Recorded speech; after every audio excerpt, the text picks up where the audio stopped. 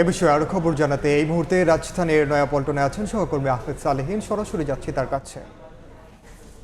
নয়াপল্টনে বিএনপির উদ্যোগে শ্রমিক সমাবেশ অনুষ্ঠিত হচ্ছে। সারা দেশে কিন্তু নানা রকমের আনুষ্ঠানিকতা চলছে শ্রমিক দিবসের যে আয়োজনটাকে ঘিরে, এবং তার ধারাবাহিকতায় আজকে বিএনপির এই সমাবেশে লাখো মানুষের, আসলে লাখো শ্রমিকের যেই জড়ো হয়েছেন এই নয়াপল্টনে বিএনপি কেন্দ্রীয় কার্যালয়ের সামনে। আমাদের দুপাশে দু প্রান্তে মানুষের ঢল নেমেছে। শ্রমিকরা তাদের অধিকার আদায়ের যে দিনটিকে স্মরণ করছেন, এখনো তাদের সেই অধিকার নিয়ে তারা কিন্তু সোচ্চার, তারা কথা বলছেন। তারা ন্যূনতম মজুরি, তারা শ্রম ঘন্টা সহ শ্রমিকদের যারা বিগত সময়, বিগত আন্দোলন সংগ্রাম কিংবা তাদের কার্যক্রমে চালানোর সময় যখন তারা নিহত হয়েছেন বা শহীদ হয়েছেন, তাদের ক্ষতিপূরণ, এমনকি যারা হত্যা হয়েছেন তাদেরও বিচারের দাবিতে আসলে তারা আজকে এক হয়েছেন। এবং তারা বলছেন যে বিগত সময় যে সরকারি এসেছে শ্রমিকদের ন্যায্য পাওনা, ন্যায্য অধিকার আদায়ে তারা আসলে কতটুকু কাজ করেছেন সেটা নিয়ে তাদের মধ্যে প্রশ্ন রয়েছে। এবং তারা বলছেন আগামীতে যে সরকারি ক্ষমতায় আসবে তারা যেন শ্রমিকদের কল্যাণে এবং শ্রমিকদের অধিকার আদায়ে তারা যেন কাজ করেন, সেই প্রতিশ্রুতি তারা দিয়েছেন। একই সঙ্গে আজকের এই বিএনপির সমাবেশে তারা যোগ দিয়ে তারা বলছেন বিএনপি যদি ক্ষমতায় যায় তাহলে শ্রমিকের অধিকার রক্ষায় যেন তারা কাজ করেন। এমনকি আপনারা জানেন যে আজকে বিএনপির অঙ্গ সহযোগী সংগঠন ছাড়াও শ্রমিক দল, বিএনপির শ্রমিক দল, তারা কিন্তু আজকে এখানে অবস্থান করছেন। বিভিন্ন শ্রেণী পেশার শ্রমিক যারা রয়েছেন তারা কিন্তু আজকে এই সমাবেশে রয়েছেন। আপনারা জানেন যে বিএনপির ভারপ্রাপ্ত চেয়ারম্যান তারেক রহমান আজকের এই সমাবেশে ভার্চুয়ালি যুক্ত হয়ে প্রধানমন্ত্রীর বক্তব্য রাখবেন লন্ডন থেকে। একই সঙ্গে বিএনপির স্থায়ী কমিটির সদস্যরা থাকবেন এই অনুষ্ঠানে, থাকবেন বিএনপির মহাসচিব মির্জা ফখরুল ইসলাম আলমগীর, এবং তারা তাদের বক্তব্য রাখবেন।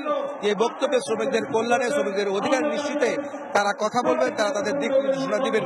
এবং আমরা জানি যে গতকালকে কিন্তু এই সমাবেশে ঘিরে একটি সংবাদ সম্মেলন হয়েছিল নয়াপল্টনে, এই কেন্দ্রের পিছনে, আমার পিছনে যে কার্যালয়টি রয়েছে বিএনপির, সেখানে বিএনপির সিনিয়র যুগ্ম মহাসচিব নুরুল কবির রিজভী আহমেদ এবং শিমুল বিশ্বাস বিএনপি নেতা, তিনিও কিন্তু শ্রমিক নেতা, তিনি কিন্তু কথা বলেছেন। তারা জানিয়েছেন শ্রমিকদের কল্যাণ, শ্রমিকদের অধিকার, শ্রমিকদের কর্মঘণ্টা নিশ্চিত করা, শ্রমিকদের ন্যূনতম অধিকার নিশ্চিতের জন্য তারা আসলে আজকের এই সমাবেশটি করছেন এবং শ্রমিকদের জন্যই আজকের এই সমাবেশ। তাই তারাও প্রতিশ্রুতি দিচ্ছেন যে তারা যদি কোনোদিন ক্ষমতায় যায়, যে জনগণের ভোটে তারা ক্ষমতায় গেলে শ্রমিকদের জন্য তারা কাজ করবেন, শ্রম উন্নয়ন ঘটাবেন এবং দেশের কল্যাণে তারা কাজ করবেন, সেই প্রতিশ্রুতি কিন্তু বিএনপি দিয়েছে। এবং আজকে সেই প্রতিশ্রুতি অনুযায়ী এই কর্মীরা, এই শ্রমিকরা কিন্তু আজকের এই সমাবেশে স্থলে এসেছেন।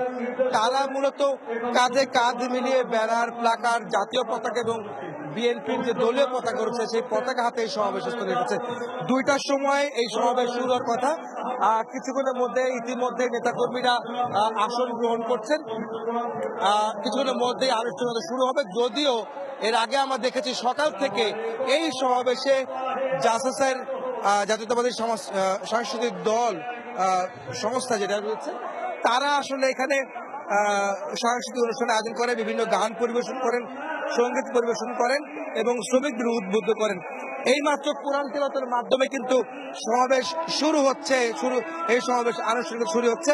কিছুক্ষণের মধ্যে আমার পিছনে দেখতে পাচ্ছি, কিছুক্ষণের মধ্যেই কেন্দ্রীয় নেতৃবৃন্দ যারা রয়েছেন, স্থায়ী কমিটির সদস্য, বিএনপির স্থায়ী কমিটির সদস্য, তিনি কিন্তু যুক্ত হবেন এবং একই সঙ্গে ভার্চুয়ালি বিএনপির ভারপ্রাপ্ত চেয়ারম্যান তারেক রহমান এই সমাবেশে যুক্ত হয়ে তার বক্তব্য রাখবেন।